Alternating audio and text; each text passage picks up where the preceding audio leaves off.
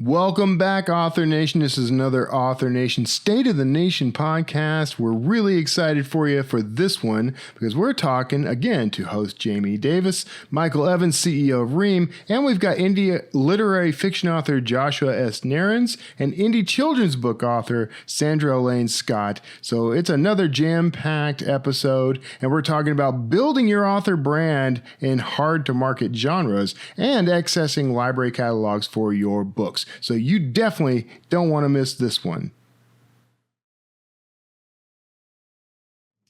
Hi, this is the State of the Nation podcast recorded in Boston at the Harvard iLab Media Studios following the Subscriptions for Authors Summit. I'm your host for these episodes, Jamie Davis.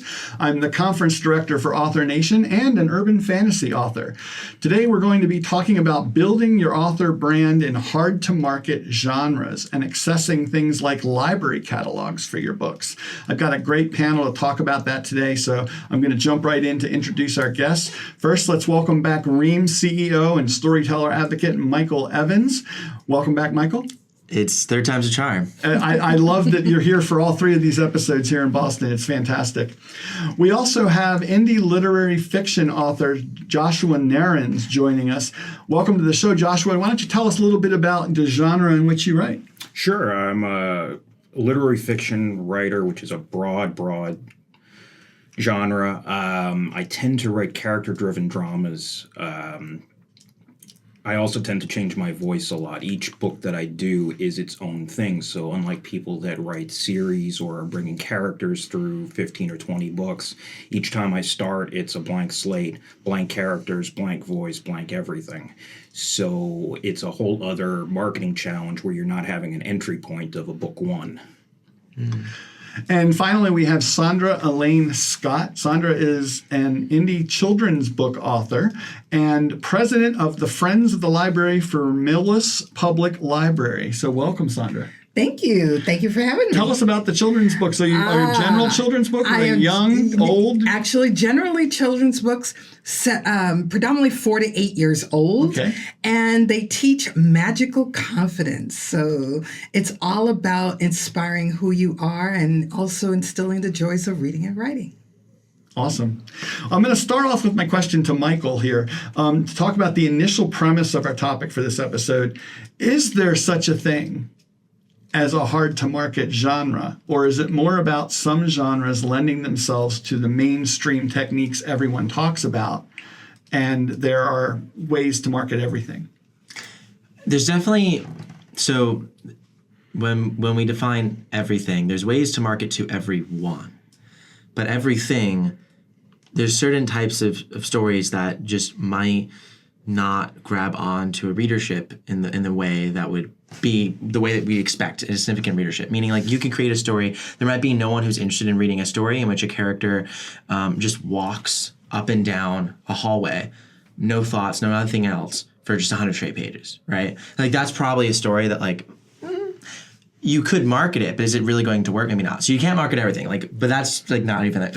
Let's put that aside. Let's say right? It's a good story, but it doesn't fit into the genre boxes like romance, thriller, science fiction, fantasy. The genre boxes. Well, genre is almost like, it's a very flawed, but it's also a very useful paradigm, because genre is just a way of trying to effectively package and market books at scale, which genre was developed like by publishers and readers have grabbed onto it. But like, genre is very intentional. Like, science fiction was a genre that created in the last 80 to 90 years. I mean, it started 100 years ago, but really intentionally commercial science fiction, which I've studied very closely, is like an invention, entirely an invention. So this isn't like science fiction is a boundary that we continue shifting, and all these genres are. But the thing is, they're imperfect. They don't capture all of reading. And also, many books and some of the best stories cut across genres, meaning that genre doesn't actually represent readership in a one-to-one manner. It's just a useful heuristic for marketing. But if you don't have genre as what you're targeting, then you might have something else. For instance, maybe if you're writing, fiction that's definitely like not doesn't even fit into a genre. Maybe one's more has some fantasy elements, but is really more just contemporary. Might be very literary in nature. You might have something that still brings your stories together. So maybe it's because you're featuring a character who is maybe in their midlife and maybe they are recently divorced, and like that's a theme that keeps coming up. So that could be your audience and how you're marketing to them. Either way, you need to have a target audience. There's no business that has no target audience and no target customer. But genre doesn't have to be the customer of a genre. It can be anything. But you do need to kind of drill down on that, which can be a challenge because you kind of have to do that work when the genre isn't doing the work for you. And that's the thing. You have to build your own boundary around what is my reader and why would they be interested in my story. And you have to have a clear persona for that. Whereas for a genre, we know, this is a steamy romance reader. This is, a lit RPG reader, right? And we kind of have these heuristics already. But it's not impossible to create your own. In fact, I think that's where a lot of opportunity is, because how do you reach more readers? How do you expand the market? How do you stand out when it's not as crowded? Because everyone else knows these other heuristics and can use them. But if you're using something that no one else has ever done before, you now are a market of one. And that's actually a great thing. Like, to not have quote unquote competition is like actually the thing you want to do in business, as long as you actually have customers you're serving, which is the challenge. Competition of none, but also no defined customers is not where you want to be. Sandra, let's talk a little bit about children's books, because that's a broad age. I mean, children's go up to young adult, which is really preteen. Right. So there can be books aimed at toddlers and there can be books aimed at 8-year-olds. Absolutely. And they're different. Because it's so funny because, Michael, when you were saying, that genre is also a part of marketing, it's, when they say, it's YA, YA is not, a genre. No. Okay, it's a marketing strategy. It's like you're marketing this to a specific age group. Whereas for like picture books, what are the age of the picture books that you're trying to market to? 4 to 8-year-olds, which is where is my sweet spot. Is it the toddler age, or is it, the tweens?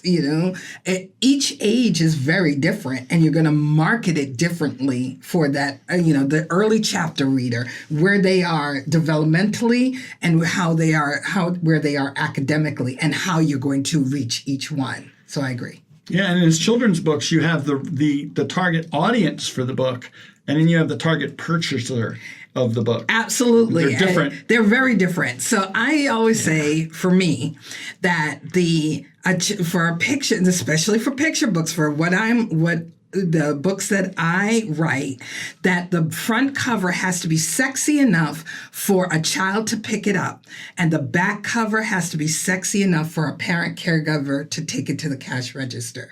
So the child says, mommy, or daddy, I want this.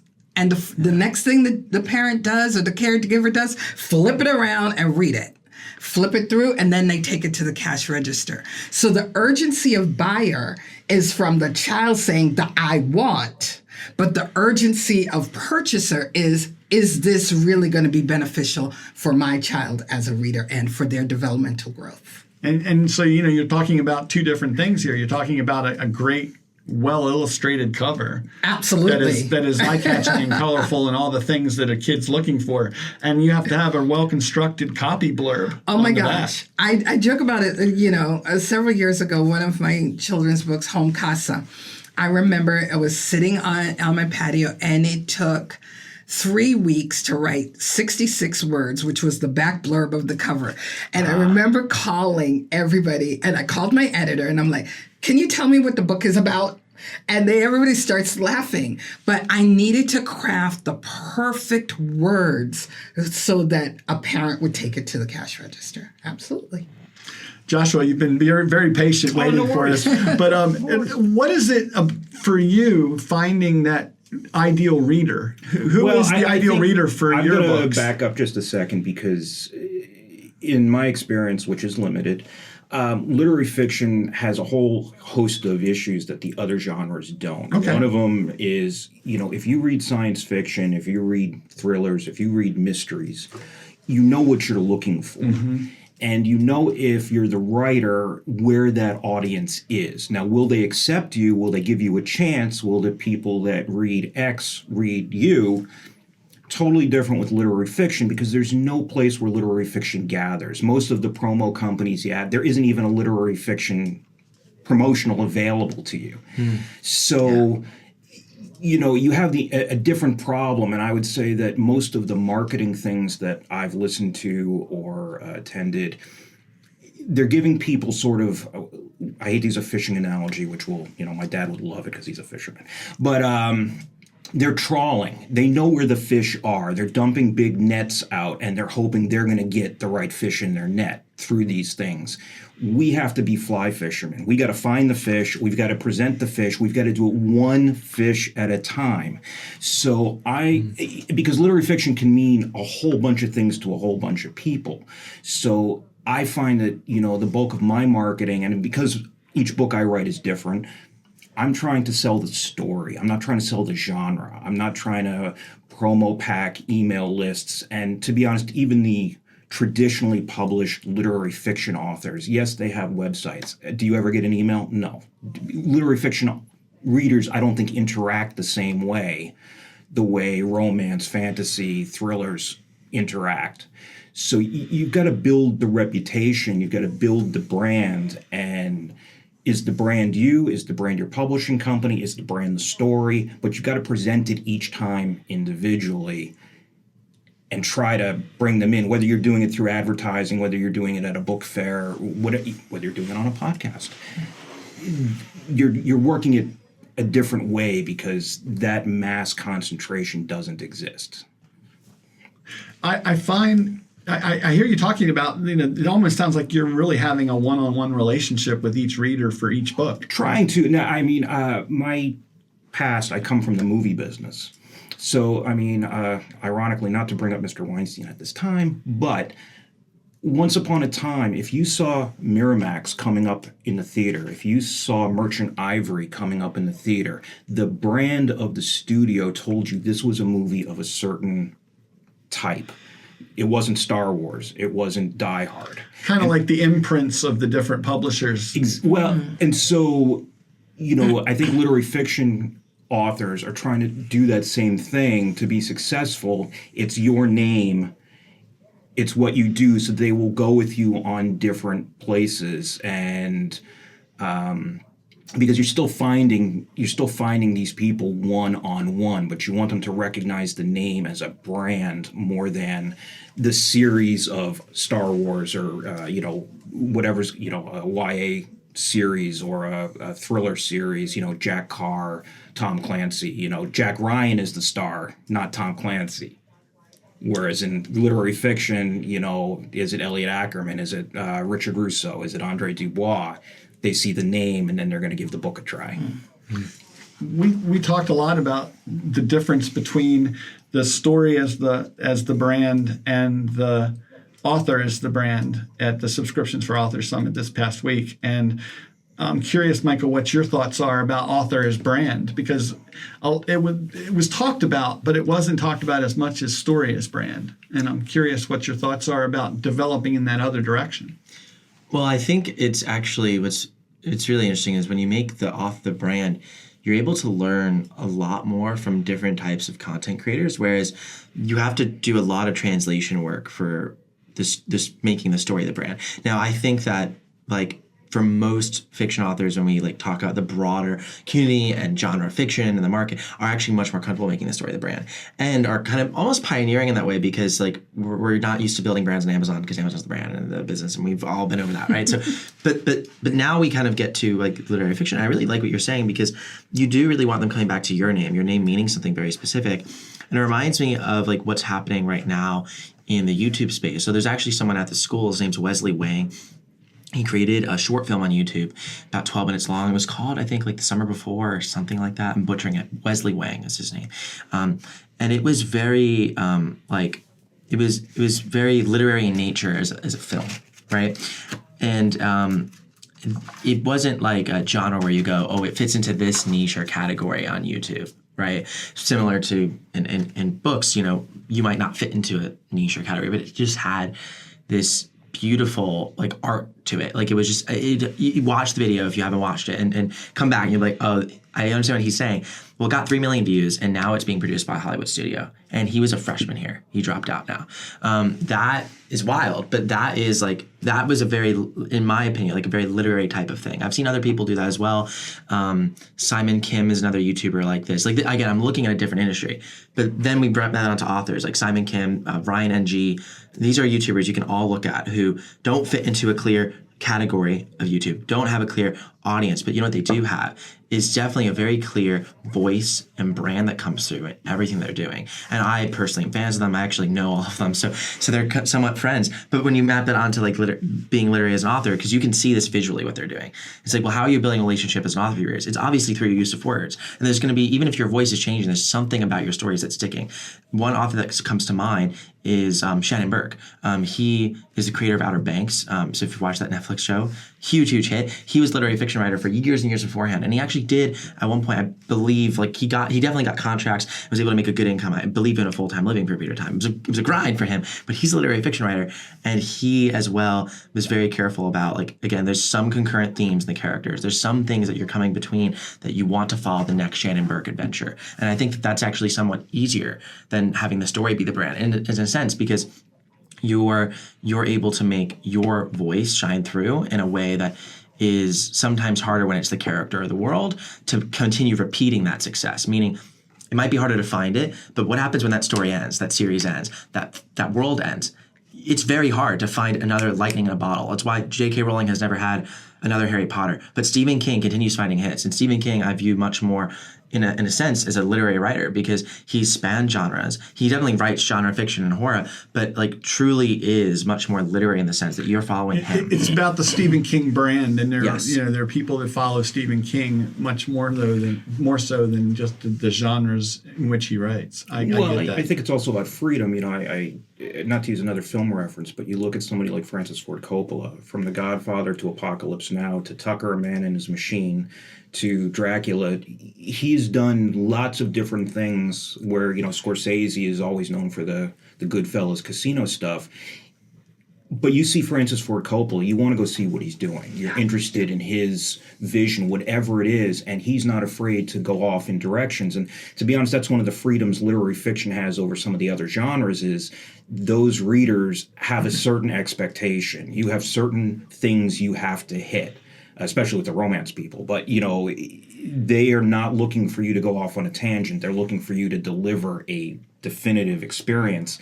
Literary fiction, if you can build that brand around you, you can go off and do lots of different creative things. And But I that's think the advantage. whether or not, whether it's literary fiction or commercial fiction, romance, if you build it by your name and make your name your brand, you have so much more to go, because we are not monolithic even as individuals. We don't only think about one thing. And, you know, I love what you said, Michael. You know, when the story is over, if you created a series and the story is over and then you go, now what? But people only branded you by that specific series, you have nowhere else to go. Whereas if it's by your name, and I often joke about it, when you look in the library and you see the books, the newer titles, and so a newer debut author, the title is huge and the author's name is very tiny. Yes. Stephen King, huge. Nora Roberts, huge. Terry McMillan, huge, right?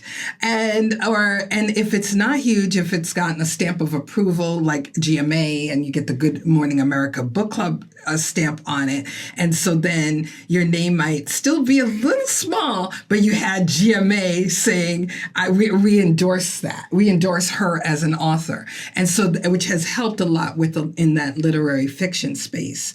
But, you know, and it's really interesting because whether it's in romance or children's who want to branch out, I think of two authors recently. One was a GMA book club pick, and one I think was a Reese Witherspoon or Read with Jenna.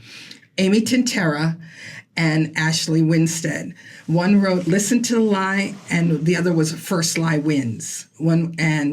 Both were YA authors, and they both transitioned into mystery. And so it's really interesting, and both of them are fabulous books, but it's also interesting to see that jump that they went from YA doing, doing a YA nod and to mystery and doing it really successfully.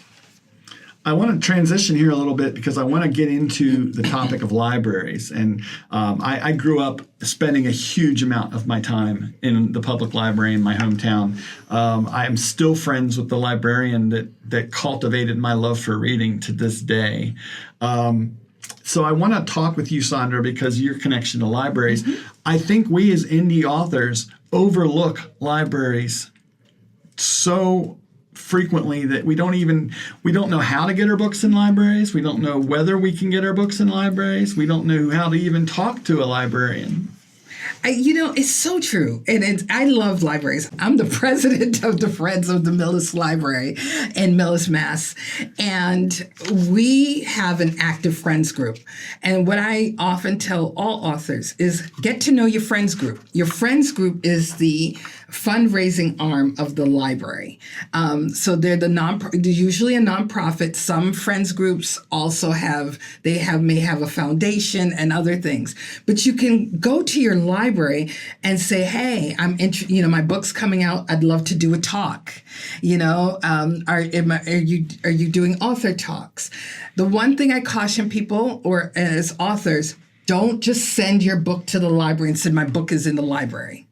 They don't know you. You need to create a relationship. Just like anything else, if you don't create the relationship and you just send a book to the library, it ends up on my desk and it goes in the sale, right? Into the friend sale because there's no connection.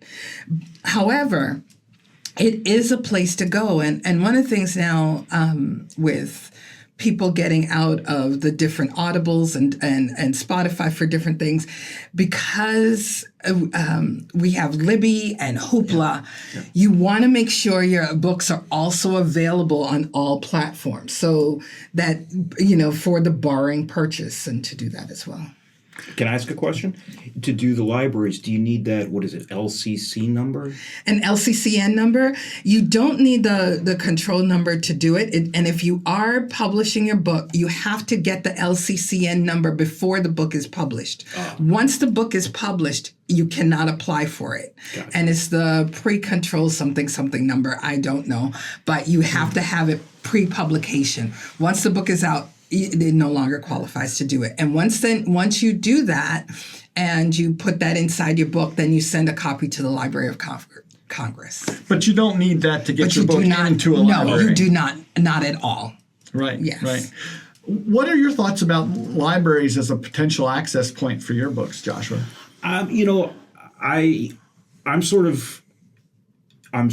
sort of building step by step. So libraries are part of my plan. I just haven't gotten there yet. I've been expanding my online presence, Kobo, Nook, hoping to go into Apple soon, expanding bookstores here in Boston. I believe Trident has some of my books, and Hummingbird and Chestnut Hill has some of my books.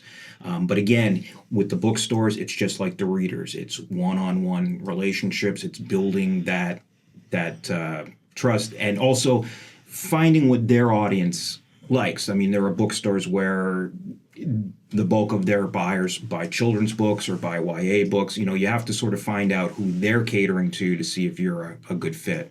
So, I have my whole staff working on it, but it's a step-by-step process. I'll tell you, go to start with your local library, go to your own library and say, hey, who's buying, find out what are they looking for? What are the patrons coming in and reading? Because for literary fiction, we have a lot of literary readers, so it's like, what are they buying? What do they like? Would you be interested in this? Ask them, would you put this on your shelf? Do you do a local author day?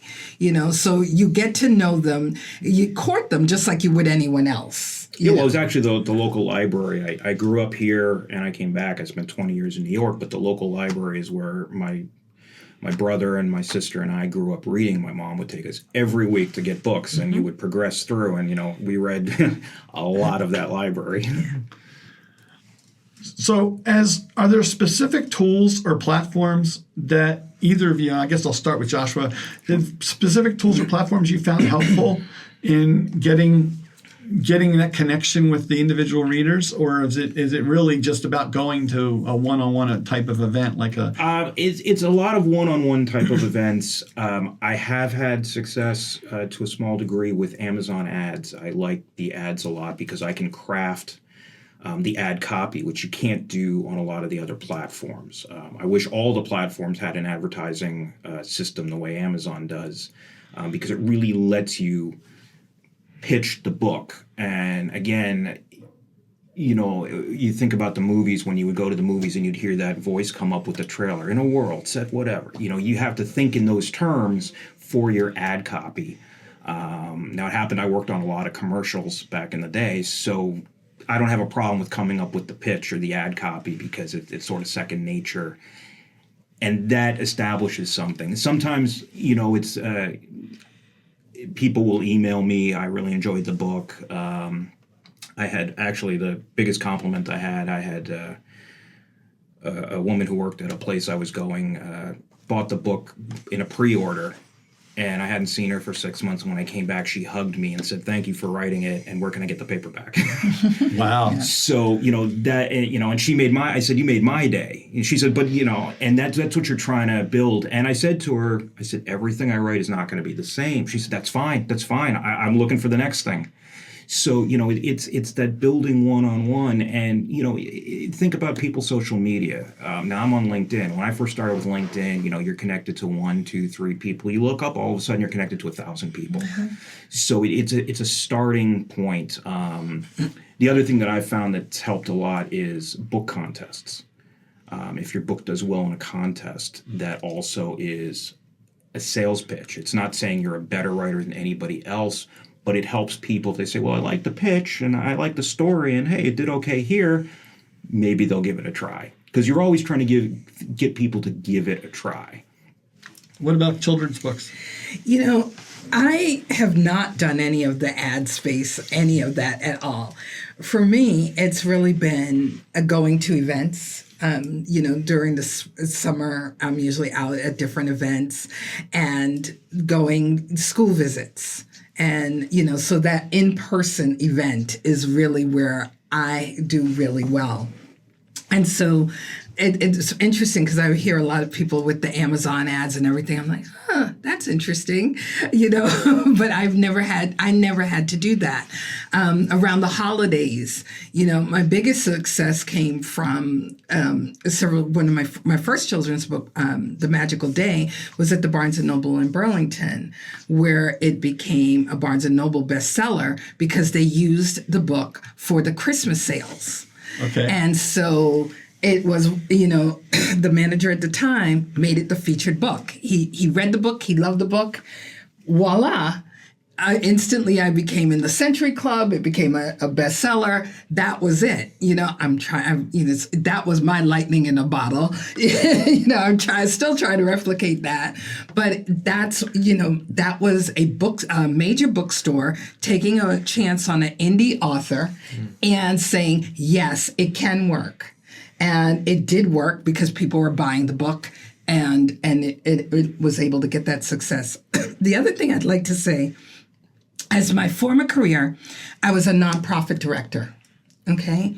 And so I think of the way I market my books I market like a fundraiser.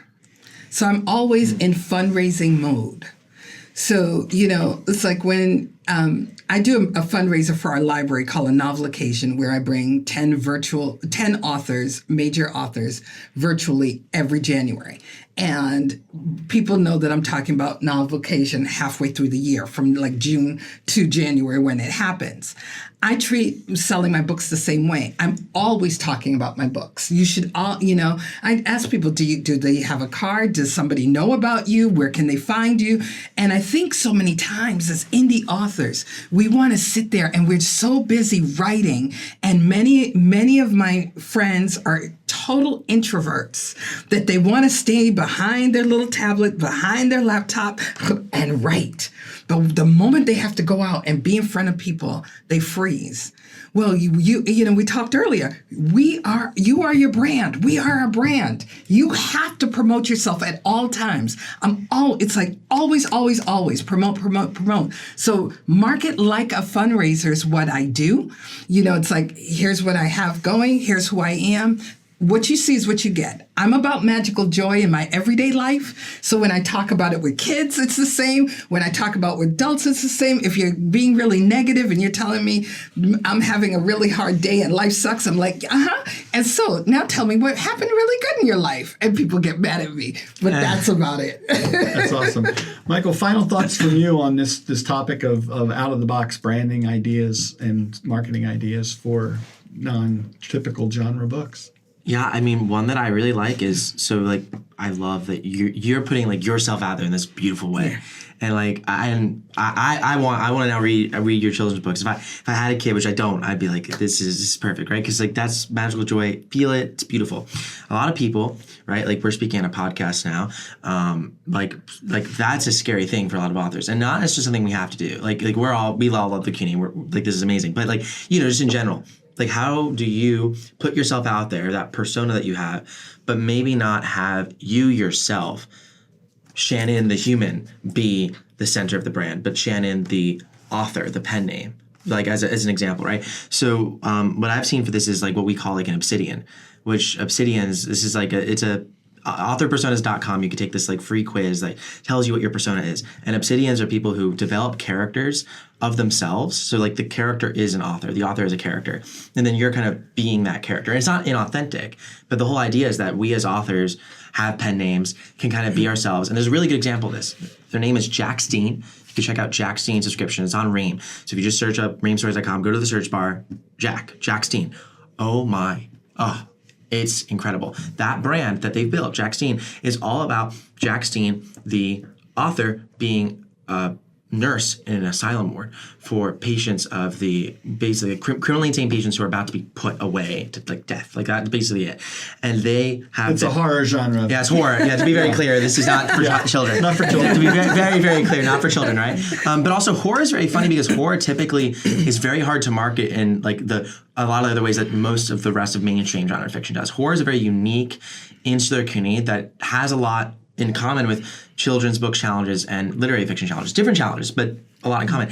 And Jack Steen, well, they basically create these messages, these letters, these interviews, the transcripts, the interviews that they're doing with these people. I mean, what an incredible thing. But the thing is, Jack Steen, I don't know whether this is true or not. No one knows, and that's not the point. The point is that they never show their face, that they never reveal any personal details. It's a persona. But it's a persona. But it's a real persona. Well, it's real in the sense that it's real for the reader. Real for the reader, exactly. And it doesn't matter whether it's actually true or not because no one knows, and that's the point. So you can kind of build that persona yourself, and that's really where it starts to get interesting.